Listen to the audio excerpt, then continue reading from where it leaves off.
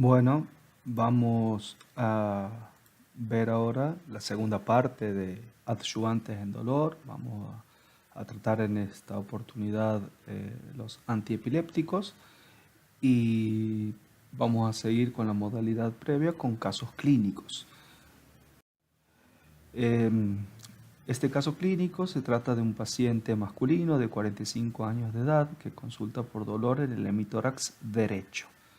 Este dolor tiene 3 días de evolución, es lancinante, eléctrico, muy molesto, lo desencadenan los movimientos o el tacto, de pocos segundos de duración y desaparece, se irradia siguiendo el trayecto intercostal, tiene una escala verbal un dolor de 9 en 10 que cede espontáneamente y se acompaña de sensación como de pinchazos o de hormigueo que no lo deja conciliar el sueño. No tiene antecedentes y en el examen físico vemos vesículas en el trayecto intercostal. Lo que tiene nuestro paciente es una neuralgia herpética. ¿Sí? Recuerden que la neuralgia herpética se considera normal o herpética hasta 3 meses terminada la erupción.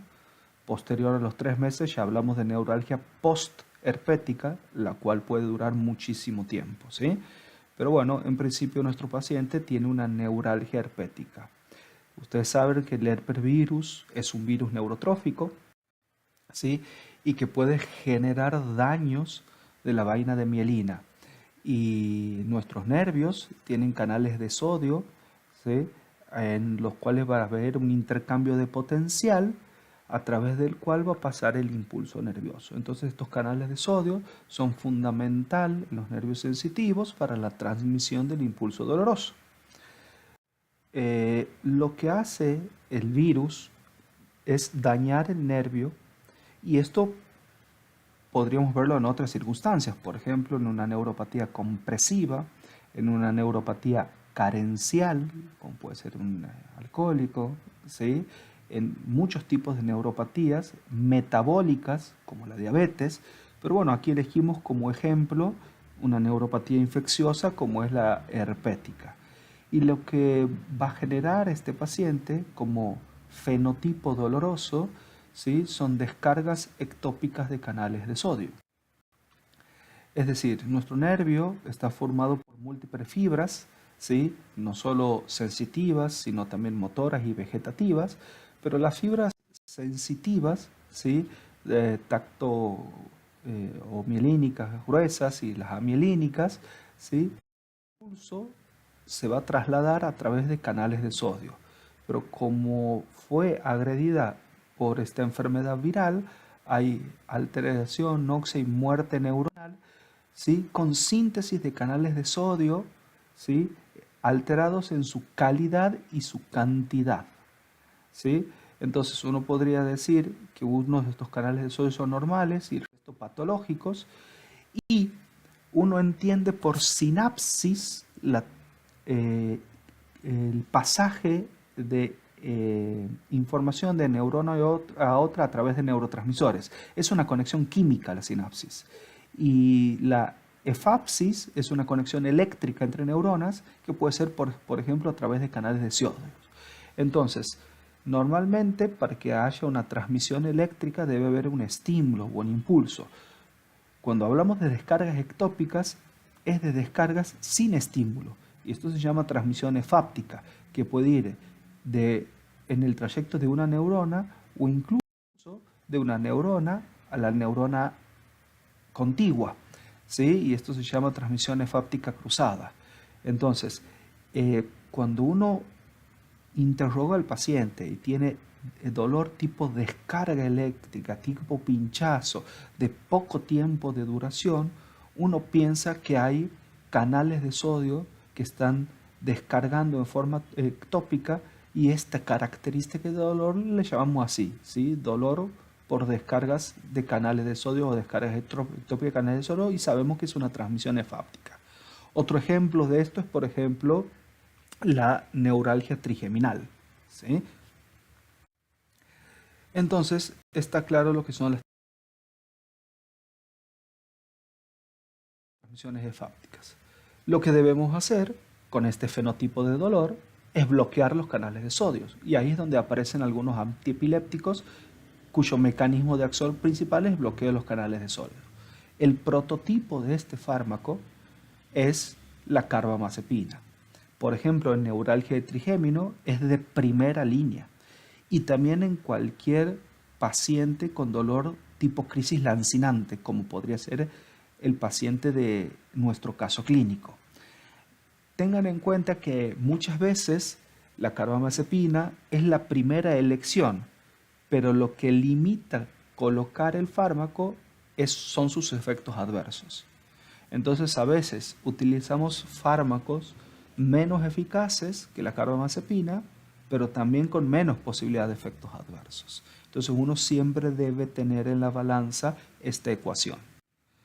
Entonces vamos a hablar un poquito de antiepilépticos bloqueantes de los canales de sodio. Vamos a empezar con su prototipo, la carba, de primera línea en neuralgia trigeminal y en cualquier síndrome lancinante, donde podríamos poner la neuralgia posherpética, donde podríamos poner la neuropatía diabética, siempre teniendo en cuenta riesgo-beneficio con el uso de este fármaco.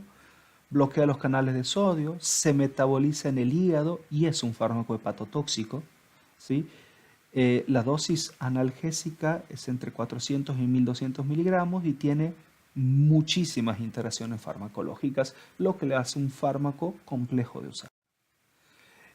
Como efecto adverso, sueño, diplopía, mareos, anemia, leucopenia, pero siempre la interacción farmacológica, la hepatopatía y el síndrome de Stevens-Johnson, ¿sí?, son los que más nos preocupan.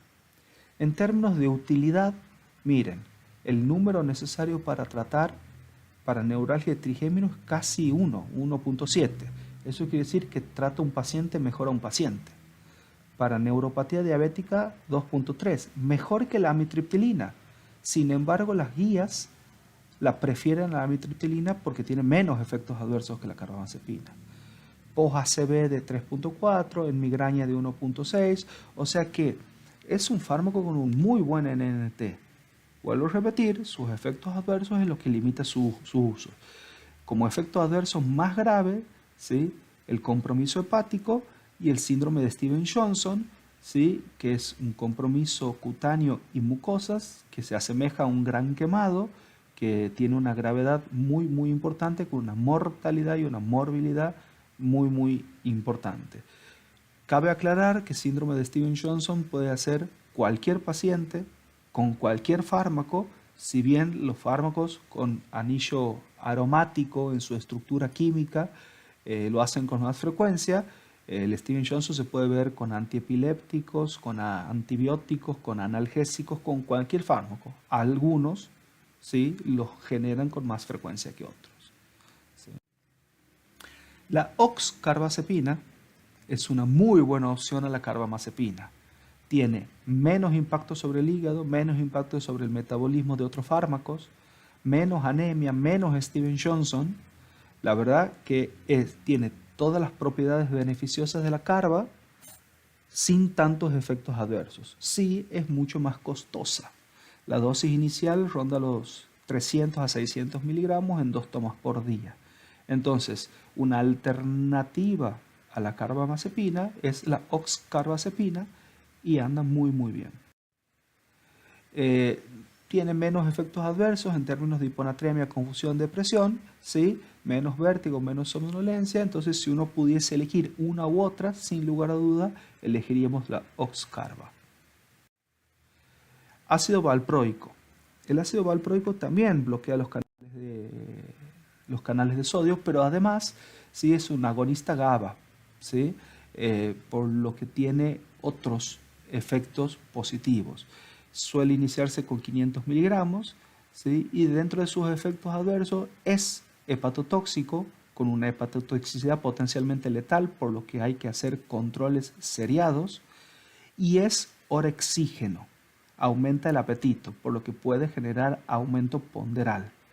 El 40% de los pacientes que consuman valproico van a elevar las transaminasas, ¿sí? Puede llevar a la insuficiencia hepática. Entonces, cualquier paciente con ácido valproico debe tener un control de hígado en forma seriada, ¿sí? Eh, el aumento de peso siempre puede ser visto como un efecto adverso, pero en algunas circunstancias, ¿sí?, puede ser útil. Y la utilidad clínica del valproico en pacientes con dolor de tipo lancinante es en aquellos, ¿sí?, con neuropatía diabética o posherpética, pero pacientes con tendencia a la bipolaridad, porque este es un fármaco estabilizante del ánimo, ¿sí? Y pacientes también delgados o con anorexia. Entonces, hay que elegir bien el paciente y se nos restringe mucho las posibilidades de usar ácido valproico a pesar de que es un buen fármaco. El topiramato también bloquea los canales de sodio, ¿sí? Pero aparte de bloquear los canales de sodio, ¿sí?, genera ingreso de potasio a través de los canales de cloro, voltaje dependiente del sistema GABA, o sea que es un agonista GABAérgico. Y en este aspecto, ¿sí?, de ser agonista GABAérgico, puede ser usado para pacientes con etilismo. Disminuye la necesidad imperiosa de consumo de alcohol. Entonces, uno va viendo cuál es el prototipo de paciente con el cual podría usar topiramato. Se elimina por riñón, se metaboliza en hígado, es un fármaco habitualmente muy bien tolerado y genera hiporexia y descenso de peso.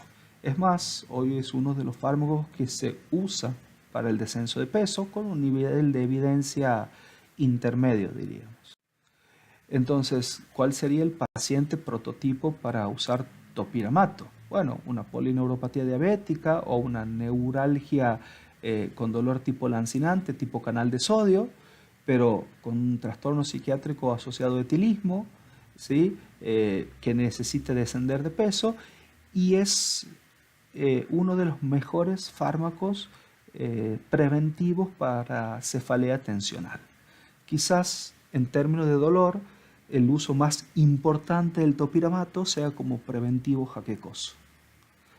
Efectos adversos, toxicidad hepática y hemática. Miren, el NNT para neuropatía diabética es de 7, mucho más alto que otros que vimos, y el NND es de 6, ¿sí?, para efectos adversos leves como mareo o gastropatía.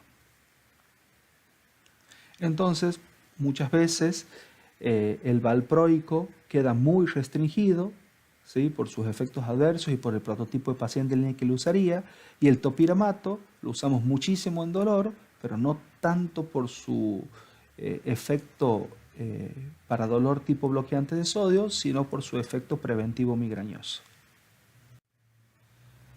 La lamotrigina también bloquea los canales de sodio, pero aparte evita la liberación de glutamato y aspartato y genera algo de recaptación de serotonina, así que tiene un efecto, un mecanismo de acción en 3 targets diferentes. Se metaboliza por hígado, solemos usar 25 a 50 miligramos de inicio y llegar a 100 a 300 y hasta 400 miligramos día. Es un excelente anticonvulsivante. El problema con este fármaco es que tiene interacciones con otros anticonvulsivantes. Aumenta la dosis de carbamazepina plasmática si la combino, baja la dosis de valproato, aumenta la vida media de pregabalina. Entonces, para usar la motrigina hay que tener mucha experiencia y conocer bien interacciones farmacológicas para no generar conflictos de interacciones o directamente generar dosaje de fármacos. La principal indicación de la lamotrigina se puede usar en neuralgia trigeminal, pero en neuropatía diabética, pero la principal indicación es en neuropatía asociada a VIH, donde entre 300 y hasta 600 miligramos se pueden usar y han visto buenos resultados. Vuelvo a repetir, siempre teniendo en cuenta las interacciones de este fármaco. Con respecto a los efectos adversos, vértigo, diplopía, adormecimiento son los más comunes, pero siempre tener presente el Stevens-Johnson, que si bien no es una enfermedad frecuente, 1 de cada 1000 pacientes que consumen el fármaco, si aparece hay que internar al paciente. Así que el paciente debe estar advertido y comunicado sobre si aparecen lesiones en mucosas, en labios o en cualquier tipo de mucosa o en la piel, consulte en forma inmediata. ¿Qué pasa con los anestésicos locales como la lidocaína? También bloquean los canales de sodio. Se han descrito muchos beneficios para diferentes síndromes dolorosos con el uso de lidocaína. Hay que hacer una prueba terapéutica primero. Antes teníamos mexiletina bioral, ya no se consigue. Hay parches de lidocaína al 5% que por vía transcutánea pueden usarse. O el EMLA, que es lidocaína más milidocarpina en forma de crema o de gel, también es útil. Pero bueno, vamos a hablar ahora sobre la lidocaína endovenosa. Se puede usar, ¿sí?, en neuralgia posherpéutica, neuropatía diabética, dolor neuropático idiopático, para el tratamiento de heridas crónicas, en infusión endovenosa continua, en infusión a bolos, en bomba y en catéter implantable. O sea, hoy se puede usar de muchas formas. Recordemos que es un fármaco económico que tiene efectos adversos que vamos a ver ahora, ¿sí? Pero siempre hay que hacer primero una prueba, porque si bien la vida media de la lidocaína es muy cortita, hay un efecto analgésico que perdura más allá de su vida media, ¿sí? El efecto terapéutico de la lidocaína coincide con la dosis plasmática que genera neurotoxicidad. Entonces lo que vamos a buscar al infundir lidocaína es una intoxicación leve del paciente. Por esto siempre se hace con el paciente internado, con monitoreo, ¿sí?, y con personal con experiencia. Entonces podemos hacer lidocaína al 1% sin epinefrina, y lo que tenemos que ver es qué dosis necesita el paciente para generar la neurotoxicidad y en ese momento detenernos. Entonces, ¿sí?, esto es una prueba endovenosa, ¿sí? El paciente internado y con monitoreo electrocardiográfico podemos ir inyectando en forma endovenosa de a 2 centímetros cúbicos y le preguntamos al paciente cómo se siente, ¿sí? Pasado unos segundos, volvemos a inyectar hasta que el paciente nos diga que está mareado o que tiene sabor metálico en la boca o que tiene zumbido o que está aturdido. Eso implica que llegué a la dosis que deseo, ¿sí? Si a esa dosis llegué inyectando 5, 6, 10 mililitros de lidocaína, es esa la dosis que voy a usar sucesivamente. Entonces esta es la prueba terapéutica en bolo. Y la dosis es muy personal para cada paciente. Entonces, sabemos que el sabor metálico y el mareo aparecen entre los 5 y 7 segundos, o sea, por eso uno va haciendo bolitos cada 10 segundos y debe desaparecer al minuto 30, a los 2 minutos 30 y a los 3 minutos 30 siempre que el paciente esté en reposo, que es más o menos la vida media de la lidocaína, ¿sí? Y esto se puede hacer en varias sesiones. Se puede hacer un goteo intermitente de lidocaína con 5 centímetros cúbicos en 5 o 10 en 100 mililitros fisiológica y lo goteamos en 40 minutos, siempre sentados al lado del paciente y controlando estos síntomas de neurotoxicidad, mareos, zumbidos, aturdimiento, ¿sí? Y esto lo puedo hacer 2 veces al día. O infusión continua, siempre con bomba de infusión continua, 100 mililitros de lidocaína en solución fisiológica, y vamos titulando el volumen de infusión hasta que aparezcan los síntomas antes mencionados. La lidocaína genera neuro y cardiotoxicidad y es dosis dependiente. Entonces, lo que uno desea es aturdimiento, llegar a 5 microgramos por mililitro, ¿sí?, de concentración plasmática de lidocaína y así detenerse, ¿sí? Pero para llegar a estos 5 miligramos, uno puede generar este efecto antiarrítmico o anticonvulsivante, algo inotrópico positivo, pero esto, como verán, ¿sí?, no son efectos adversos. Pero aquí empieza la neurotoxicidad. Y hasta ahí quiero llegar. Ya estoy aturdido, tengo sabor metálico, estoy como mareado, ¿sí? Después ya siguen las alteraciones visuales, temblores y convulsiones. Pérdida de la conciencia, coma, y después sigue la cardiotoxicidad, ¿sí? Depresión respiratoria y parada cardíaca. Entonces, ¿sí? No es un fármaco exento de efectos adversos, es un fármaco que no lo usamos de primera línea, es sumamente económico y disponible en todos los lugares. Hay gente en nuestro medio con mucha experiencia en esto y es una opción terapéutica siempre que tengamos las condiciones y los cuidados necesarios.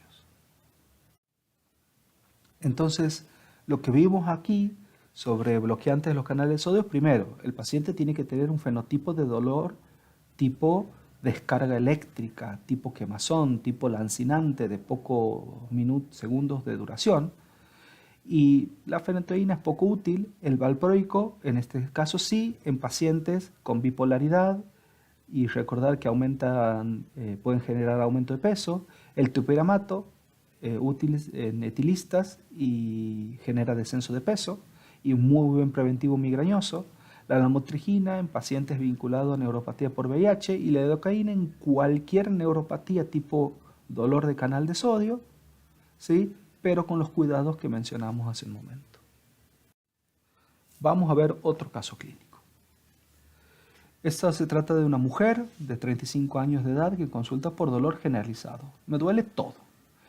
Y cuando le preguntamos qué es todo, nos dice, me duele la nuca, la región cervical, los hombros, los muslos, la región lumbar, el perineo. ¿Sí? Hace 4 años que tengo este dolor.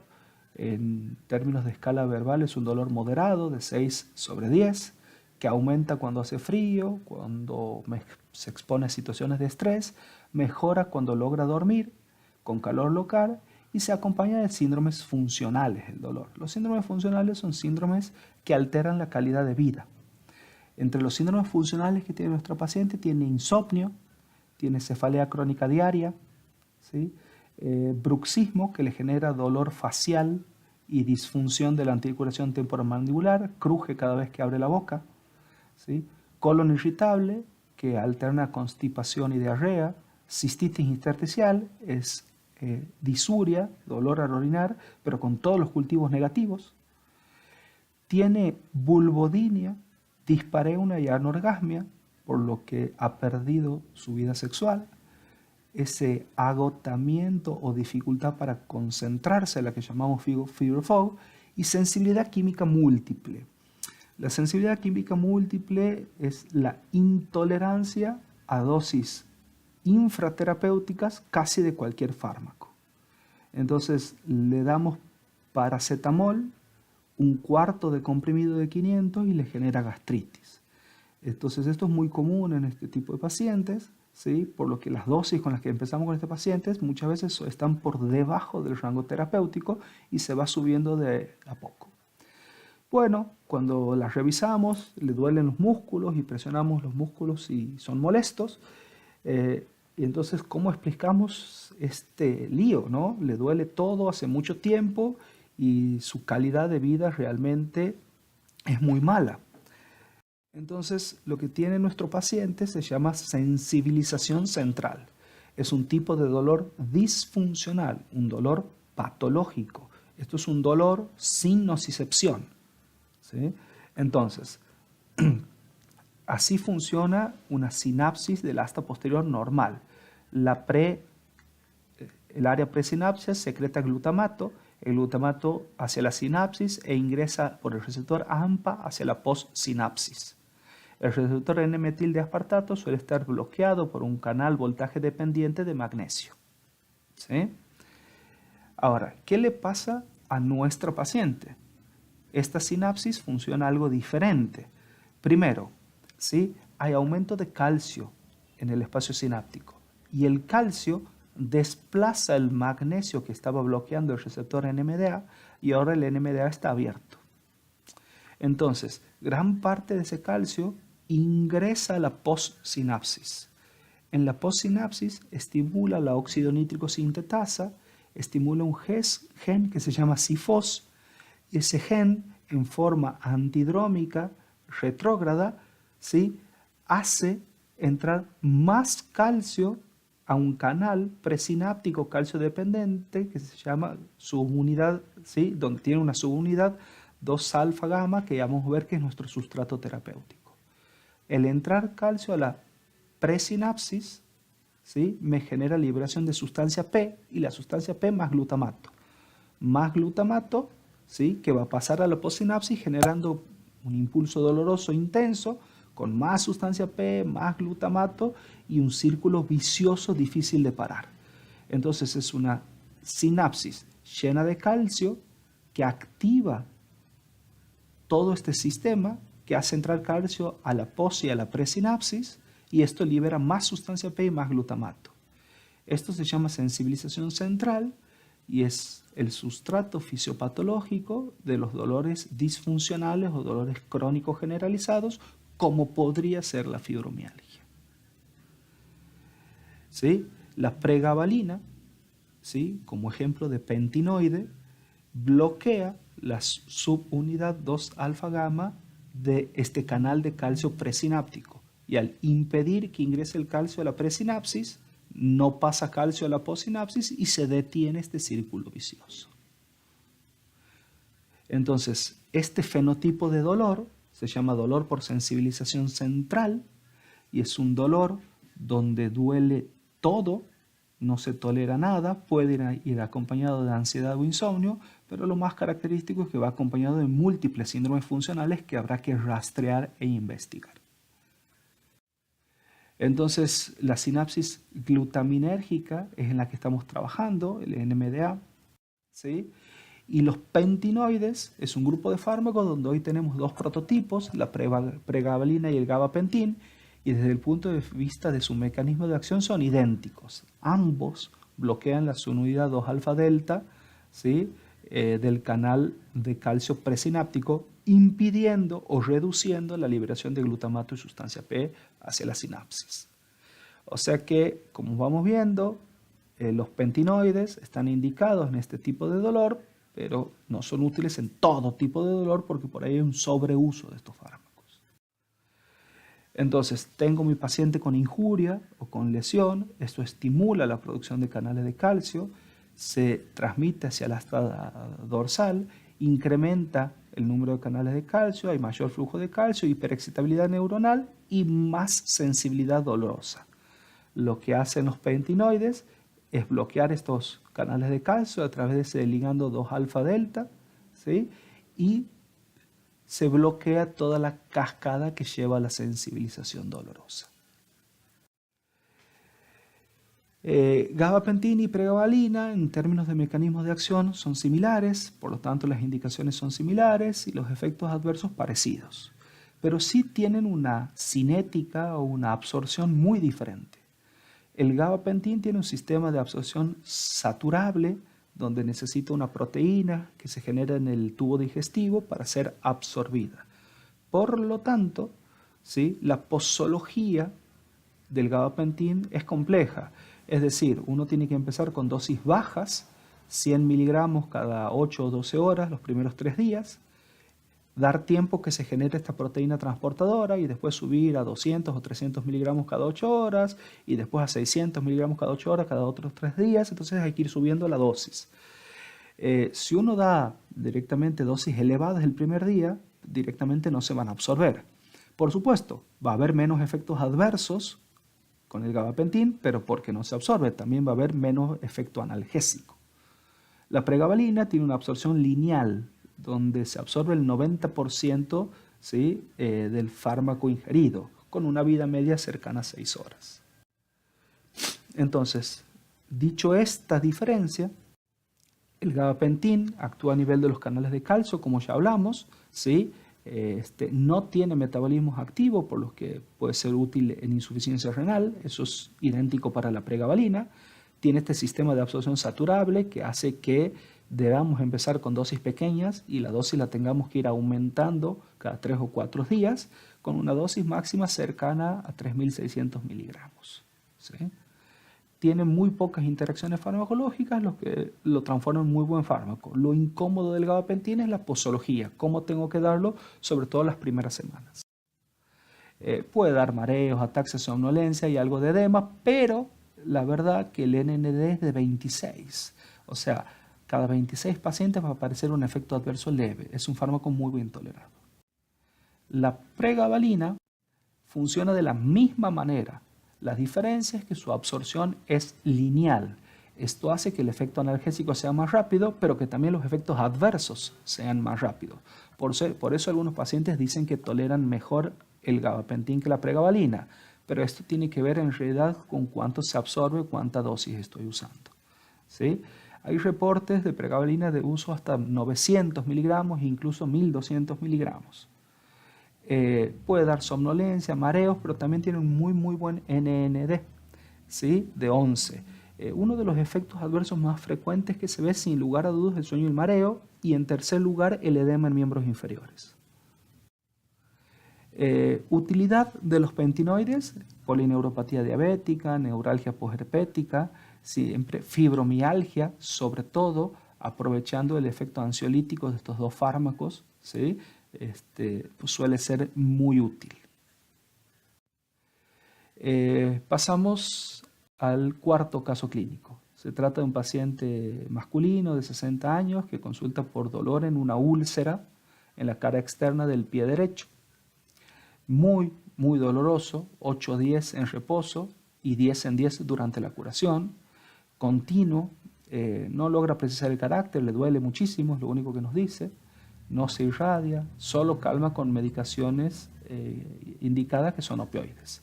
Como antecedentes es un diabético tipo 2 con un control metabólico de regular a malo, hipertenso, dislipémico, y esta úlcera la posee hace 2 semanas. Parece una úlcera diabética. Tiene 4 centímetros de diámetro en la cara externa de la pierna derecha, por encima del maleolo externo. Muy bien definidos sus bordes, fondo granulante, muy dolorosa al tacto, tiene incluso una úlcera satélite y tiene los pulsos pedios y tibiales disminuidos. Por lo tanto, estamos hablando de una úlcera arterial. Son de las más dolorosas, bien características en su localización y bien características en su úlcera satélite. Luego de la evaluación se le suma al tratamiento que él ya venía AINES, diclofenac, ¿sí? Y el paciente se va de alta. Pero luego de 2 semanas regresa diciendo que el dolor está igual, 8 en 10 y 10 en 10 con la curación de la úlcera sin irradiación, ¿sí? Pero acompañada de impotencia funcional. Y que el dolor ahora es en toda la pierna, no solamente en la úlcera. Entonces, ¿cómo podemos explicar que a este señor le duele no solo el área dañada, sino que esto se extendió más allá del lugar con nocicepción? El dolor sigue estando de idénticas características, pero amplió su área dolorosa. A este fenómeno, ¿sí?, lo llamamos sensibilización periférica y es otro fenotipo de dolor, ¿sí? Lo que tiene nuestro paciente es un lugar puntual donde duele y esto bombardea el asta medular, ¿sí?, con sustancia P y glutamato, lo que nosotros llamamos inflamación neurógena. Es una inflamación no prostaglandino dependiente. Al generar esta gran cantidad de sustancia P y glutamato, empezamos a reclutar neuronas vía GMP cíclico aledañas, que son neuronas que no tienen efecto nociceptivo. Entonces, ¿sí?, se contagia la neurona aledaña, la de más cerca, y ahora tengo todo un miembro doloroso cuando el dolor inicial era solamente en un punto o en una úlcera, ¿sí? Esto es por estimulación vía fibras C, ¿bien? Y se llama sensibilización periférica. Si desean ver el mecanismo más intrínseco, funciona más o menos así. Tengo lesión, la lesión puede generar inicialmente liberación de prostaglandinas y eso sensibiliza la primera neurona. Aumenta el calcio dentro de la neurona y por vía antidrómica, ¿sí?, lo que voy a hacer es sensibilizar una neurona aledaña que va a generar secreción de sustancia P, serotoninas, ¿sí?, liberación de mastocitos que van a liberar más sustancia P y algunos péptidos vasodilatadores, ¿sí? Ahora, esto se puede ir aumentando y reclutando cada vez más neuronas. Como todo, esto tiene un sistema de contrabalanceo, ¿sí? Estas neuronas, ¿sí?, van a generar o van a tener un feedback negativo para intentar disminuir el calcio y el AMP cíclico y evitar que esto se siga propagando vía los queratinocitos que van a expresar receptores opioides y se van a liberar opioides endógenos y vía sistema cannabinoide endógeno. Entonces, entre la sensibilización periférica y el reclutamiento de más neuronas y entre los opioides locales y el sistema cannabinoide va a haber como un equilibrio entre dolor y analgesia. Bueno, este es el mecanismo de sensibilización periférica. Podríamos actuar con estimulación cannabinoide, con geles por ahí de cannabinoide o con geles tópicos o cremas de opioides. Entonces, cuando hay una sensibilización periférica, uno tiene que pensar muchas veces más en tratamiento local, ¿sí? Más que en tratamiento sistémico. Recuerden que los opioides expresan en la periferia un receptor que se llama huérfano, FQ, donde podemos actuar. Vamos con el quinto y último caso clínico, ¿sí? Este es un paciente de 17 años de edad, masculino, que ingresa a terapia intensiva por una colisión de vehículo de motor con una cinética de alta energía, colisionó a 80 km por hora con un objeto estático, con un poste. El conductor no llevaba cinturón de seguridad y fue expulsado del vehículo y el acompañante del conductor falleció. Esto nos da una idea de la intensa intercambio de energía. Al ingreso el señor ventila espontáneamente, pero tiene una paraplegia flácida, el esfínter anal hipotónico y tiene priapismo, ¿sí? Con hipotensión que requiere fármacos vasoactivos y está bradicárdico. Todo esto nos hace pensar, ¿sí?, en shock medular. Parece tener una sección medular nuestro paciente, ¿no? Aquí podemos verla, ¿sí?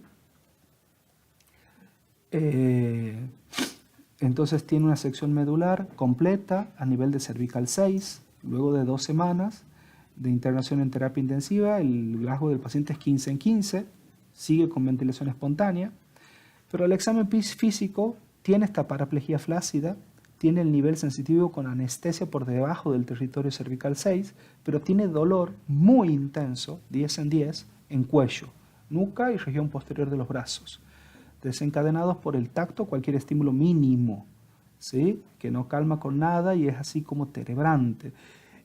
Lo que tiene es alodinia, que es dolor, ¿sí?, con un estímulo no nociceptivo, simplemente al tacto.